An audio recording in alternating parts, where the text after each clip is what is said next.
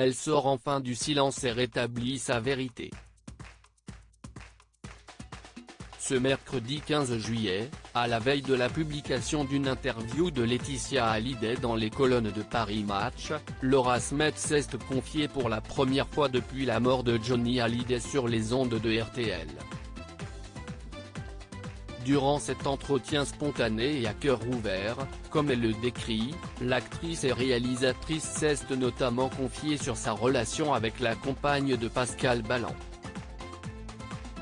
L'occasion pour elle de révéler qu'elle avait tenté durant un mois de contacter la maman de Jade et Joy, après avoir appris qu'elle ne figurait pas sur le testament américain du taulier, avant de dévoiler sa déchirante lettre ouverte adressée à l'idole des jeunes. J'ai bien réfléchi à cette lettre parce que pendant plus d'un mois, j'ai fait plusieurs tentatives pour entrer en lien avec Laetitia et ses conseillers, affirme la future maman. En vain. Je n'ai pas eu accès à quoi que ce soit qui venait de la femme de mon père. Si alors que Laura Smet en dit plus sur ses liens avec Laetitia Hallyday, une entente pas très vraie depuis certaines années. Pendant plusieurs années, 5 ans, 6 ans avant la mort de Johnny Hallyday, elle avait été obligée de voir son père en secret. Croyez-moi, ce n'était pas facile, ni pour lui ni pour moi, glisse-t-elle, ou alors il fallait que je fasse semblant d'être en bon terme avec sa femme.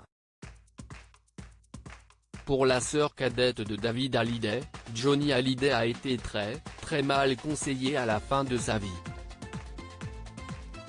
Endurcie par cette épreuve, elle poursuit, les cancers, on se les fabrique. Je préfère être cash là-dessus et je ne reviendrai pas sur ma position. Et je n'ai pas honte de le dire. Je sais que mon père aurait sans doute aimé que ça se passe mieux. Dans la foulée, elle évoque l'erreur irréparable de la fille d'André Boudou. Elle a commis l'irréparable en nous empêchant de le voir.